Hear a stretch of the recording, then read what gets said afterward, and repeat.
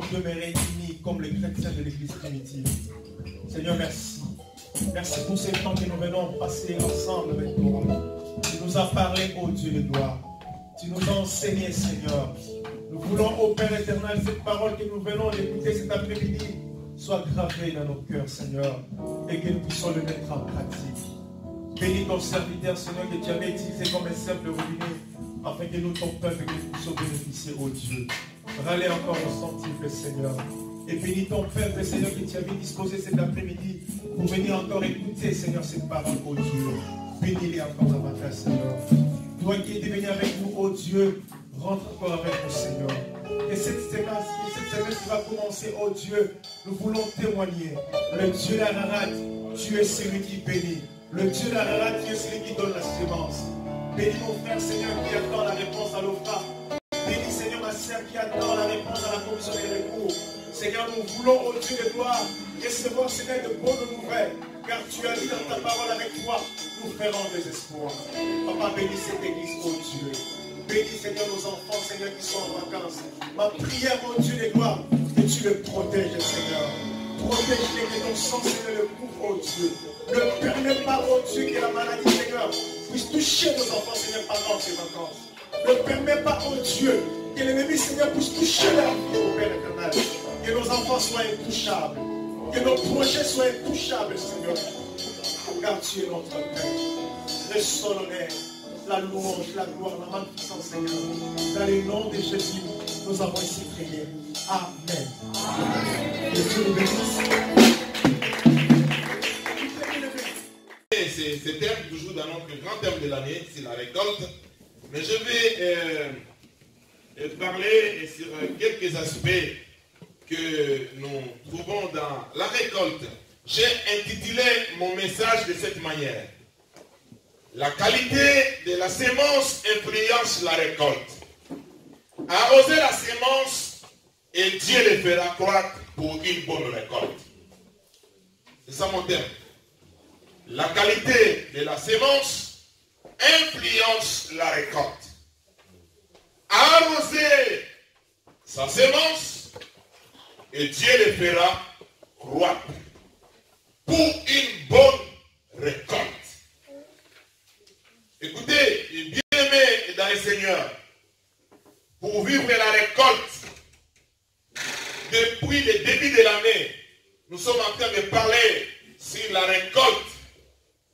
Les hommes de Dieu sont passés, ils nous ont enseigné, ils nous ont communiqué des vérités, des bases qui nous ont beaucoup édifiés, qui nous encouragent encore davantage. Mais nous devons savoir que pour vivre la récolte, un travail doit être fait en amont. C'est-à-dire, la récolte est là. Mais en amont, on doit travailler afin d'expérimenter la récolte. Et tout commence par le choix et la qualité de la semence qu'on veut s'aimer. Donc c'est très important, bien aimé, de choisir sa semence. Et si la semence est d'une bonne qualité, cela va influencer la récolte. Et lorsque on choisit une bonne qualité de la semence, cela ne suffit pas. Après avoir semé, il faut apprendre à arroser. Tu es d'accord avec moi? Il faut apprendre à arroser. Et dans ce travail-là, où nous voyons la semence, quelque chose qui peut être invisible, petit, minime, déconsidéré, qui n'a pas peut-être de la valeur aux yeux des gens. Mais lorsqu'on s'engage sur la voie de la semence, il y a la part de l'homme et il y a la part de Dieu. Donc, pour vivre la récolte, frère, bien-aimé, Dieu a sa part. Dis avec moi, Dieu a sa part. Moi aussi, j'ai ma part. Donc, ta part, c'est de s'aimer et d'arroser. Qu'est-ce que Dieu fait? Dieu fait croître. Quand Dieu fait croître ta semence, c'est à ce moment que tu pourras récolter ou moissonner. Donc, bien-aimé, chacun doit jouer son rôle. C'est ainsi que la récolte sera garantie. Vous savez, bien-aimé, nous entend souvent à la télévision certaines personnes, ils ont semé, ainsi de suite. Mais pendant la récolte, il n'y a pas de produit, une bonne récolte.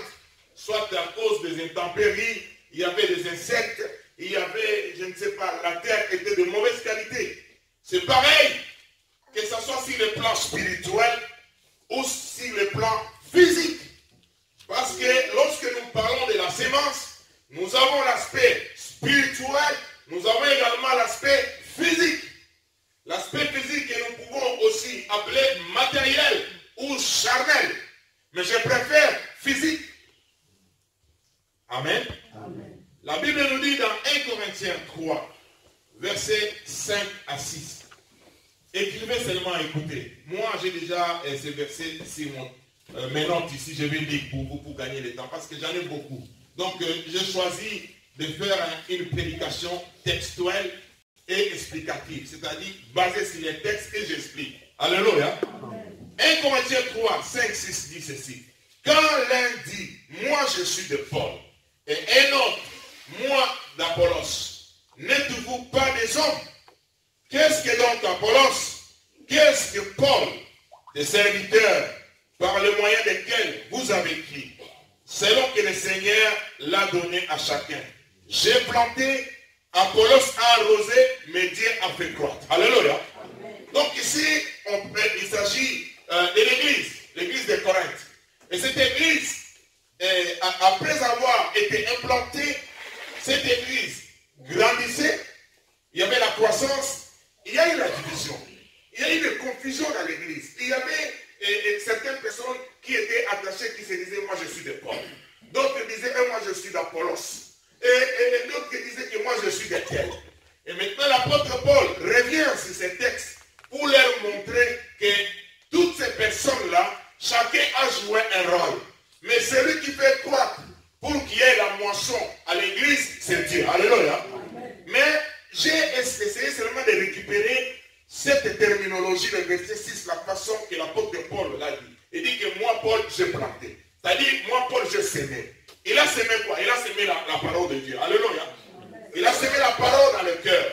Et Apollos a arrosé. Comment Apollos a arrosé? Apollos a fait le travail de suite. Soit par les enseignements, soit par les exhortations et par les encouragements. Et c'est Dieu qui a fait croître. Alléluia.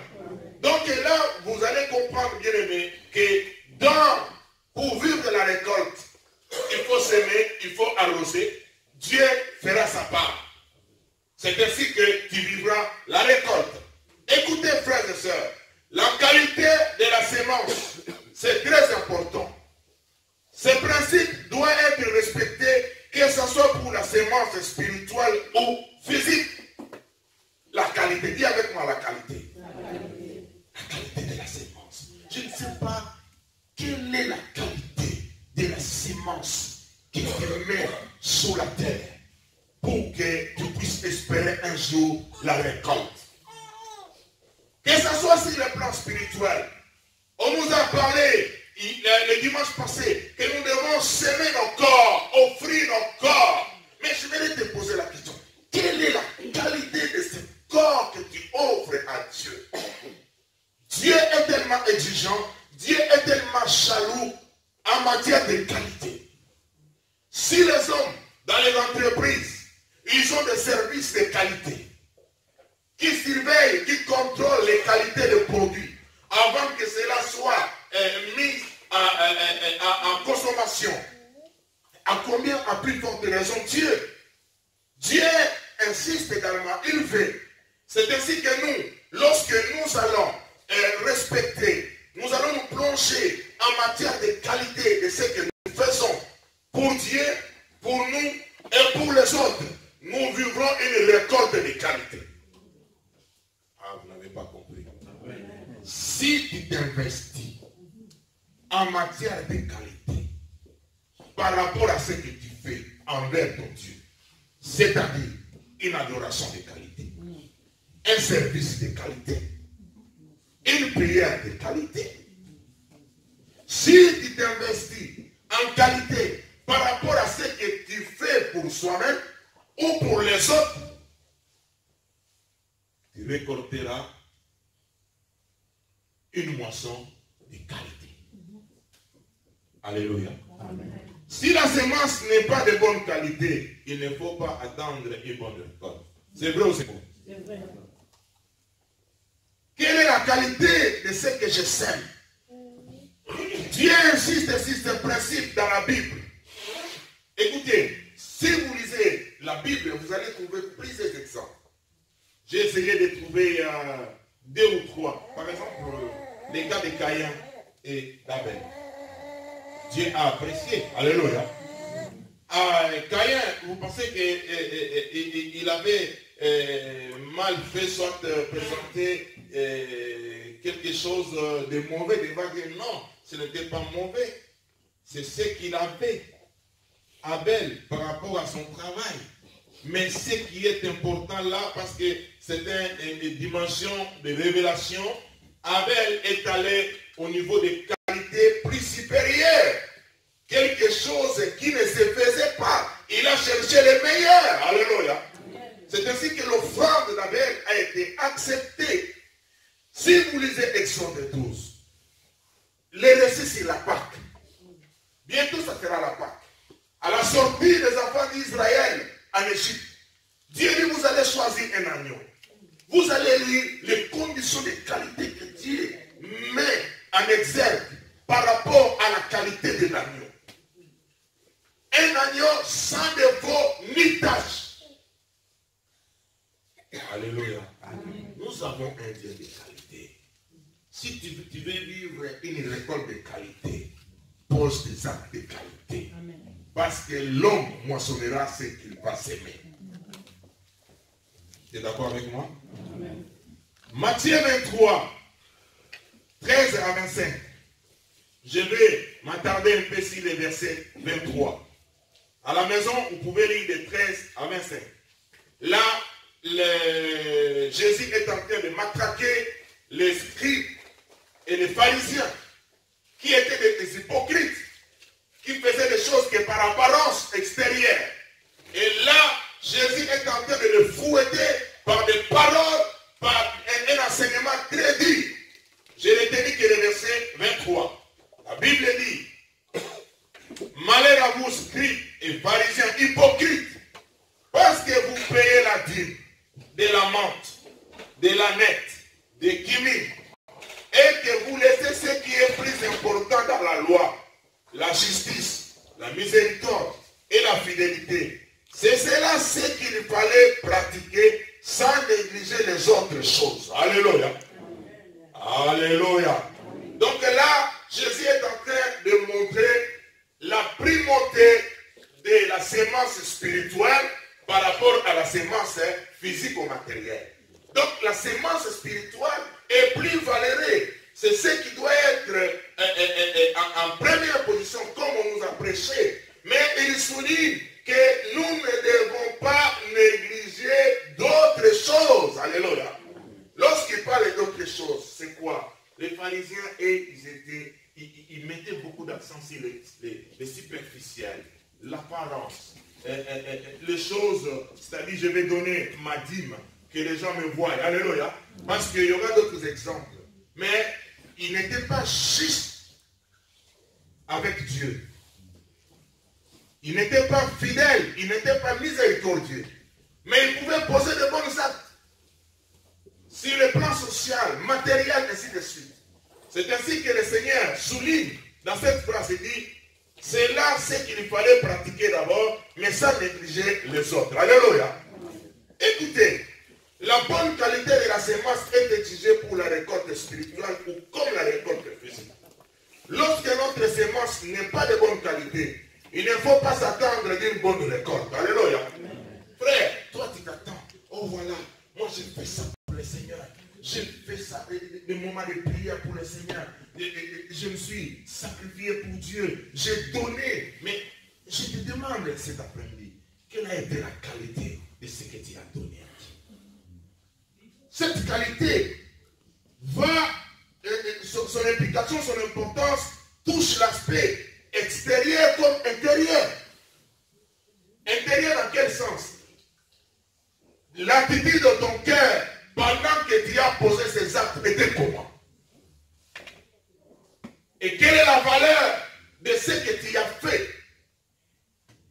pour le Seigneur ou pour les autres. Ça, c'est très important. Il ne faut pas s'attendre d'une bonne récolte tant que ta semence n'est pas d'une bonne qualité. Nous pouvons aussi rater notre récolte, soit elle peut être de mauvaise qualité ou nous pouvons diminuer aussi la quantité escomptée. C'est-à-dire, vous savez, lorsqu'on fait un travail, tu cultives, je ne sais pas combien de kilos de maïs, tu attends recevoir tel nombre d'hectares. C'est calculé, c'est prouvé par les gens qui sont outillés dans l'agriculture, ainsi de suite. C'est-à-dire, la quantité de la récolte est proportionnelle à la quantité de la semence. Alléluia. La Bible souligne ça même. Celui qui sème peu, moissonnera. C'est mathématique. C'est prouvé même par la Bible, par la science.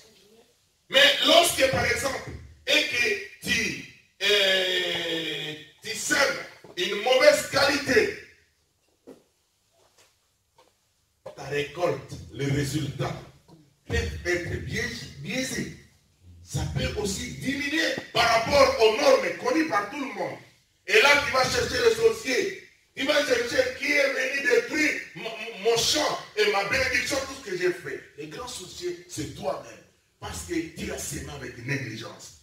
Tu n'as pas contrôlé. Tu n'as pas veillé à la qualité de ta semence. Cet après-midi, je t'exhorte, frère, à veiller sur la qualité de ce que tu sèmes. Amen.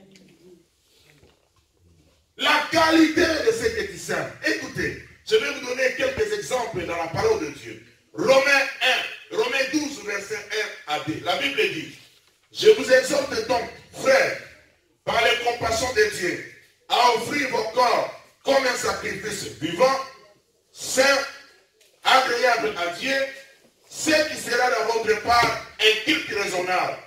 Ne vous conformez pas au siècle présent, mais soyez transformés par le renouvellement de l'intelligence, afin que vous discerniez quelle est la volonté de Dieu, ce qui est bon, agréable et parfait. Alléluia. Ici, c'est une sémence spirituelle. L'apôtre Paul exhorte aux Romains, aux chrétiens romains, d'offrir leur corps comme un sacrifice agréable. Alléluia. Il nous dit maintenant quel est les critères de ce corps. Il dit ce corps comme un sacrifice vivant. Pas un sacrifice mort. Ça dit que tu dois vivre pour le Seigneur. Alléluia. La Bible nous dit que Christ vit en nous. Mais quand tu vas offrir une adoration, ça doit être une adoration vivante. Une prière vivante. Un service vivant. Mais combien de fois nous offrons une adoration morte? Pendant que tu es là en train d'adorer, tu passes à autre chose. Ça, c'est une mauvaise adoration.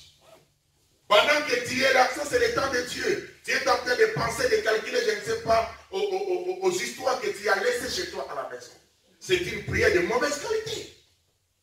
Nous devons offrir un corps qui est saint, c'est-à-dire lié à la sanctification. Nous devons nous sanctifier. Écoutez frère, nous devons offrir un corps qui est agréable, que Dieu doit apprécier. Cela implique, merci, cela implique que nous devons veiller à notre marche. Au moment d'offrir au Seigneur nos corps, nos vies, que cela soit agréable. Sinon, nous allons vivre le contraire. Tu offres ton corps, tu te sacrifies, mais ce n'est pas agréable devant Dieu. C'est le temps perdu.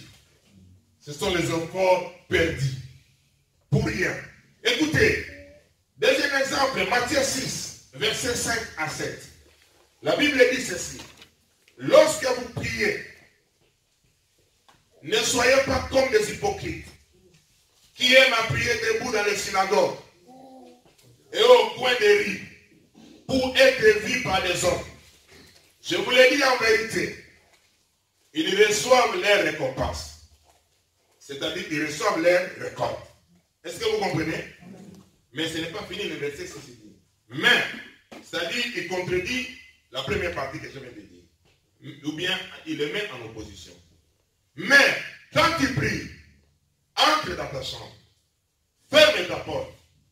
Prie ton Père qui est là dans les lieux secrets. Écoute maintenant. Et ton Père qui voit dans les secrets te les rendra. Dis avec moi, te les rendra. Te les rendra veut dire quoi? C'est la récolte, non? Il va te les redonner. Ça veut dire, quand tu pries, ne sois pas comme les hypocrites qui se mettent dans le coin. Et là, ce verset vient nous faire voir également, nous ne pouvons pas être comme des martyrs vides. C'est-à-dire, j'ai prié pour que les gens me voient, pour frapper les gens, l'attention des gens, pour étonner les autres. Non. Tu dois prier en toute humilité. Même si nous sommes dans l'assemblée, quand tu pries, ce n'est pas, écoute, je vais prier, je vais préparer des phrases pour que la sœur qui est là pour que sache que moi, je suis plus ancien que lui dans la prière. La vie à côté. Alléluia. Alléluia. La vie à côté. Ça, c'est ce que les pharisiens. Nous allons voir ça. Mais écoutez, lorsque tu pries, c'est comme une sémence que tu es en train. Même quand nous intercédons pour les autres, les gens qui sont malades, ça c'est une sémence. Tu es en train de s'aimer. Et si tu le fais de tout ton cœur, avec humilité, dans les secrets de ton cœur, c'est-à-dire que tu ne cherches pas une gloire, que le pasteur puisse dire que voilà, c'est celui-là, qu'on puisse te donner des galons. Tu ne cherches pas l'orgueil. Le Seigneur dit, il te les rendra. C'est-à-dire, il le moissonnera. Alléluia. Pourquoi? Parce que tu as fait quelque chose de qualité. Troisième exemple, Matthieu 6, 2 à 4. Matthieu 6, 2 à 4, la Bible dit ceci. Lorsque tu fais le monde, ne sonne pas de la trompette devant toi, comme font les hypocrites dans les synagogues et dans les rues, afin d'être glorifiés par les hommes. Je vous le dis en vérité, ils reçoivent les récompenses. Mais quand tu fais le monde, que ta main gauche ne sache pas ce que fait la droite, afin que ton monde se fasse en secret, et ton Père qui voit dans les secrets te les rendra. Dis avec moi, te les rendra. Ça dit, on parle de le monde. Le monde, c'est-à-dire, c'est l'argent qu'on donne aux pauvres. Le monde. Mais nous pouvons l'englober, nous pouvons aller plus loin. L'offrande, ainsi de suite. Mais le monde, c'est ce qui est destiné aux pauvres. Il dit, lorsque tu fais le monde, tu aides quelqu'un. Quand ta main droite donne, la gauche ne voit pas. C'est-à-dire, ne sonne pas la trompette. Alléluia. J'ai fait ça, j'ai donné ça. Si tu fais de cette manière, tu as déjà reçu ta récompense. La récompense, c'est quoi? C'est-à-dire, c'est cette gloire-là. Alléluia. Qui est le frère qui a écouté que tu as. Ah, il a donné tel, à tel frère, sœur, hérité dans les besoins. Là, c'est ta récompense. Mais si tu le fais dans les secrets, si tu le fais de tout ton cœur, sans chercher une vraie gloire, que les gens puissent t'estimer, dire que voilà, c'est tel qui aide et qui fait ça. La Bible dit, ton Dieu qui voit dans les secrets, te les rendra. Pourquoi va te les rendre? Parce que tu as semé une semence de qualité. Ici on parle de le monde, c'est-à-dire de l'argent. Quand tu sèmes ça, le Seigneur te donne aussi l'argent. Alléluia. Je continue. Quatrième exemple. Matthieu 7, 25 et 7 à 25. Je vous lis un peu. Attends, je vois. Nous sommes encore 15 heures. D'accord, on a du temps. Je fais la lecture de tout. Commence par le verset 7. Demandez et nous vous donnerons. Cherchez et vous trouverez. Frappez et l'on vous ouvrira. Car quiconque demande reçoit. Celui qui cherche trouve. Et on l'ouvre à celui qui frappe. Lequel de vous donnera une pierre à son fils s'il lui demande de pain? Ou s'il demande un poisson, lui donnera-t-il un serpent? Si donc méchant comme vous l'êtes, vous savez donner de bonnes choses à vos enfants, à combien avec votre raison, votre Père qui est dans les cieux, donnera-t-il de bonnes choses à ceux qui lui demandent? Verset 12. Tout ce que vous voulez que les autres fassent pour vous, faites-les de même pour eux, car c'est la loi et les prophètes. Est-ce que quelqu'un a compris ce verset-là? Tout ce que tu veux que les gens fassent pour vous, il fait quoi? Lesquels qui précèdent l'autre? Il faut d'abord faire. Il faut d'abord faire d'abord pour les autres. Voilà pourquoi il dit, tout ce que tu veux que les gens fassent pour toi, faites-le pour les autres. C'est-à-dire, tu dois commencer à faire. Quand tu fais, tu sèmes. C'est à ce moment-là, c'est que toi, tu veux que les gens fassent pour toi, les autres te le feront également. Pendant que toi, tu ne fais rien pour les autres, tu attends qu'à Dieu de la récolte. Je vais récolter. Frère, il n'y a pas de récolte sans semence. On ne peut pas parler de la récolte sans semence. Il faut commencer d'abord. Il faut poser. Très important. C'était le verset 12. Il dit que c'est la loi et les prophètes. Verset 13. Entrez par la porte étroite, car large est la porte spacieuse et le chemin qui mène à la perdition. Il y en a beaucoup qui entrent par là. Mais étroite est la porte. Resserrez le chemin qui mène à la vie. Et il y en a peu qui les trouvent. Gardez-vous de faux prophètes. Ils viennent à vous en vêtements de brebis. Mais au-dedans, ce sont des loups ravisseurs. Vous les connaîtrez à leurs fruits. Cueille-t-on des raisins sur les épines? Est-ce qu'on peut cueillir les raisins sur les épines? Ou des figues sur des chardons? Tout bon arbre porte de bons fruits. Mais les mauvais arbres portent de mauvais fruits. Un bon arbre ne peut porter de mauvais fruits, ni un mauvais arbre porter de bons fruits. Tout arbre qui ne porte de bons fruits est coupé et jeté au feu. C'est donc à leurs fruits que vous les connaîtrez. Alléluia. Je lis encore le verset 21. La Bible dit, ceux qui me disent, Seigneur, Seigneur, n'entreront pas tous dans le royaume des cieux. Mais celui-là, celle qui fait la volonté de mon Père, qui est dans les cieux. Plusieurs me diront en ce jour-là, Seigneur, Seigneur, n'avons-nous pas prophétisé par ton nom? N'avons-nous pas chassé les démons par ton nom? N'avons-nous pas fait beaucoup de miracles par ton nom? Alors je leur dirai ouvertement, je ne vous ai jamais connu. Retirez-vous de moi, vous qui commettez l'iniquité. Amen. C'est quoi ici? C'est-à-dire, ce sont des serviteurs, ce sont des hommes qui servaient le Seigneur et ils ont vu aussi les miracles dans leur vie. Alléluia. Mais au dernier jour, au temps de la récolte, c'est-à-dire pour hériter le royaume des cieux, le Seigneur dit, je ne vous connais pas. Pourquoi? Parce que ceux qui ont semé étaient de mauvaise qualité. De mauvaise qualité, c'est-à-dire quoi? Ils n'étaient pas dans la vérité. C'était de faux prophètes, de faux serviteurs. C'était, vous savez, Dieu peut se servir de tout le monde pour manifester sa gloire. Dieu peut se servir de tout le monde même pour guérir je ne sais pas qui. Mais ce qui est important, est-ce que ce jour-là, tu vas entrer dans le royaume, dans la maison que Jésus est allé nous préparer? Tout doit commencer par la qualité, même la qualité des services que nous offrons au Seigneur. C'est-à-dire vivre dans la vérité. Alléluia. Ça, c'est très important. J'étais 40e exemple. 4e. Je donne un 5e. Dans Marc 12, 41 à 44. La Bible dit ceci. Jésus s'étant assis vis-à-vis. Je suis en train de mélanger. Alléluia.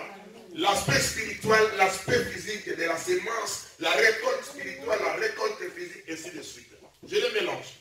La Bible dit, dans le verset 41 de Marc 12, Jésus s'étant assis vis-à-vis du trône.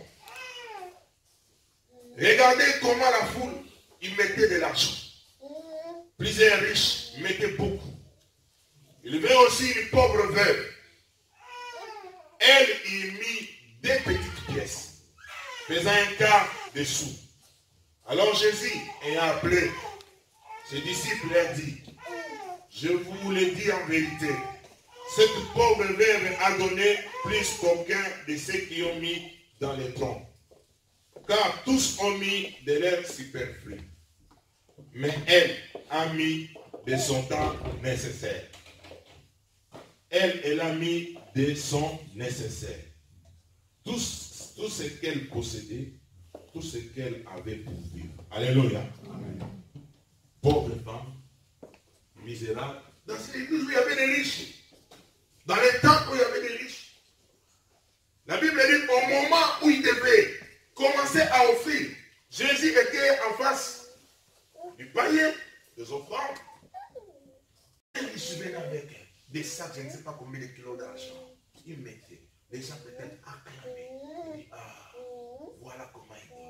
Mais la veuve qui avait 2 pièces, 2, toute sa richesse, elle a posé.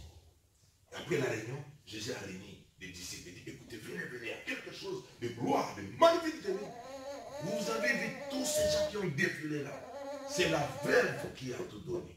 Parce que tout le monde a donné le superflu, mais la veuve a donné son nécessaire. C'est-à-dire ce qu'elle avait. Alléluia. Dis avec moi son nécessaire. Dans les nécessaires, nous avons beaucoup de choses.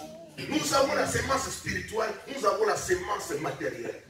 Nous disons que nous devons offrir et que nous pouvons offrir à notre Dieu en même temps. Quelle est la qualité du temps que tu donnes à Dieu? Est-ce que tu donnes le nécessaire de ton temps à Dieu? Ou bien tu donnes le superflu? Frère, nous devons revoir notre façon de voir les choses. Nous devons revoir notre foi. Aujourd'hui, la vie chrétienne et notre foi est biaisée, handicapée. Nous devons revenir sur les bases afin que nous soyons une église efficace qui vont conquérir le monde ou hériter le royaume. Alléluia.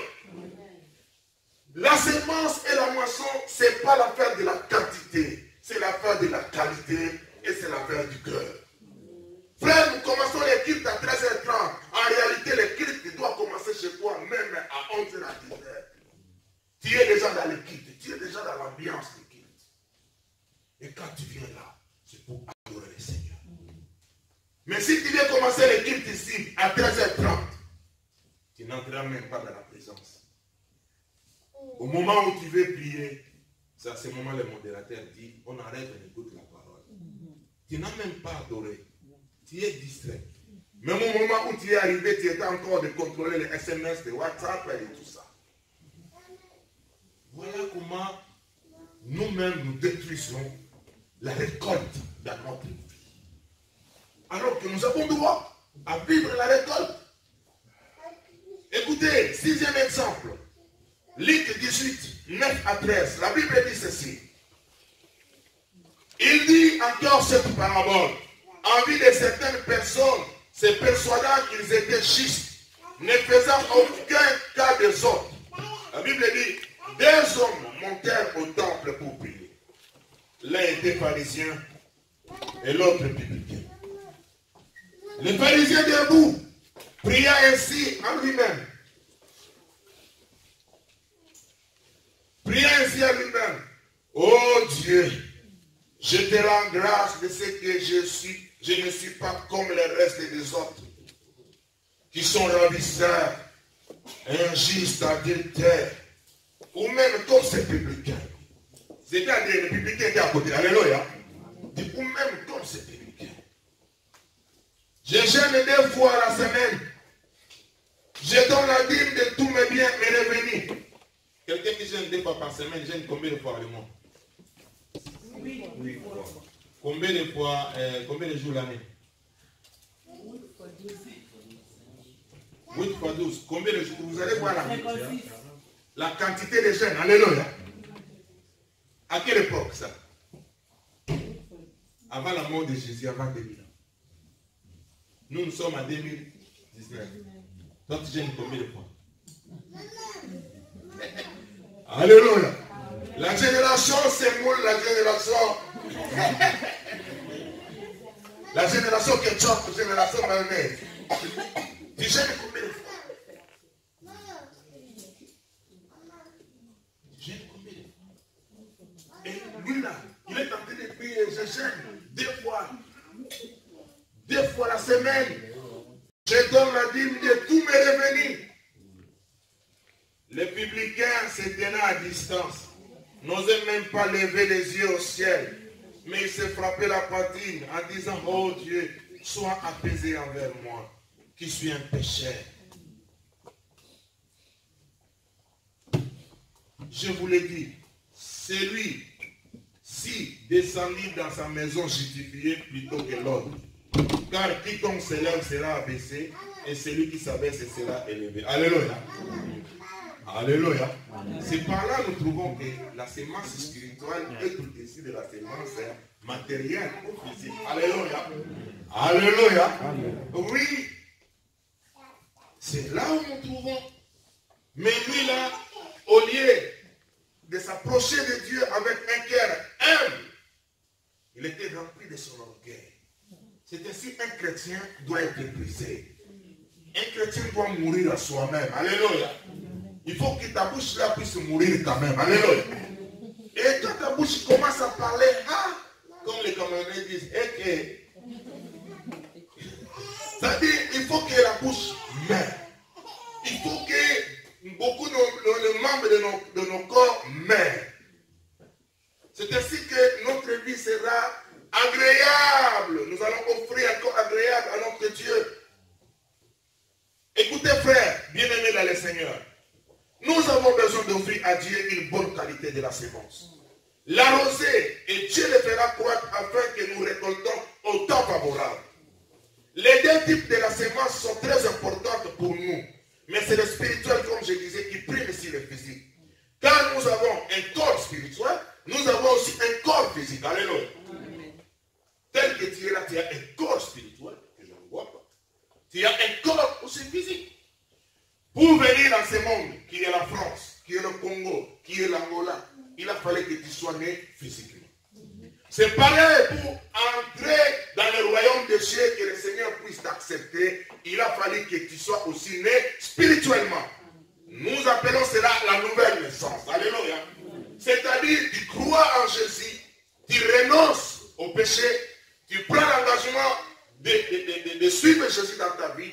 Là, le ciel te déclare que tu es devenu enfant de Dieu. C'est la naissance spirituelle.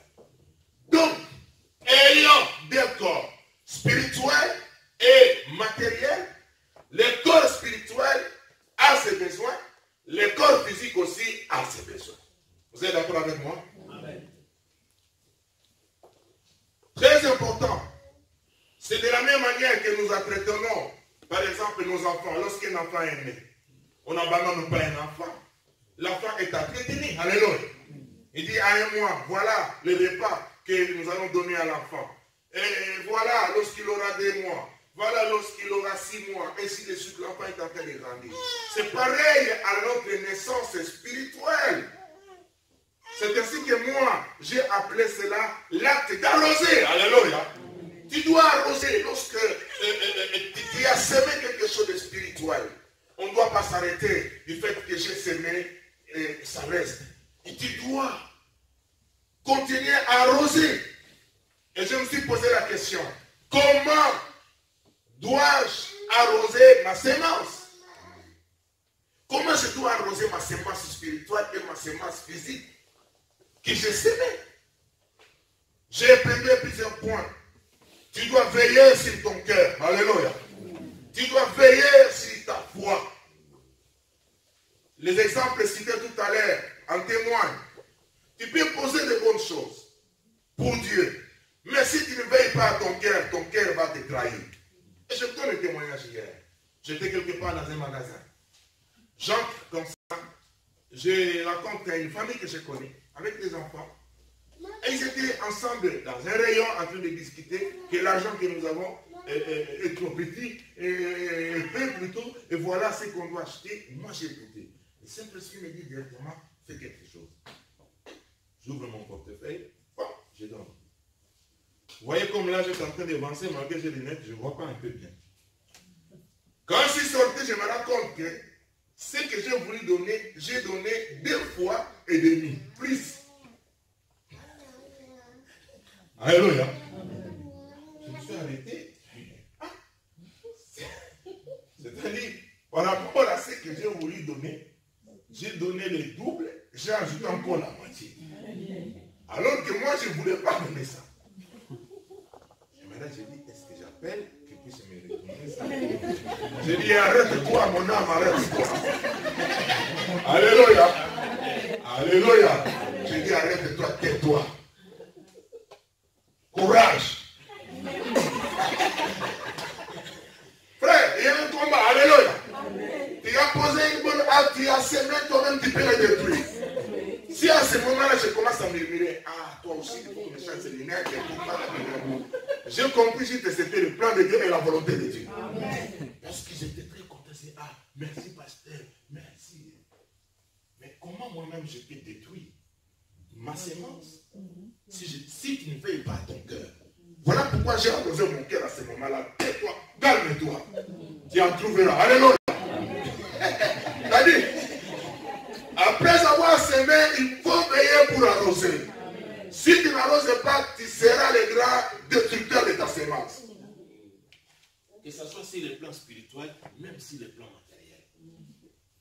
Après, quand tu vas attendre, Seigneur, tu dis que si tu sèmes, tu vas moissonner. Pourquoi moi je ne moissonne pas? Tu as déjà détruit la sémence.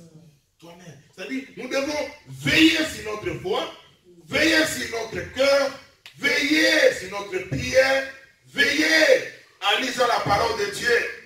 Et nous devons faire certains sacrifices pour la gloire de Dieu. Comme a dit tout à l'heure, les mecs là, les messieurs là, gênés. Et nous devons servir en évitant aussi la négligence. Philippiens 2,14 nous dit, faire toutes choses sans murmure ni hésitation. Alléluia. Frère, je vous dis, je vous donne un secret. Si le Seigneur met à ton esprit de poser quelque chose,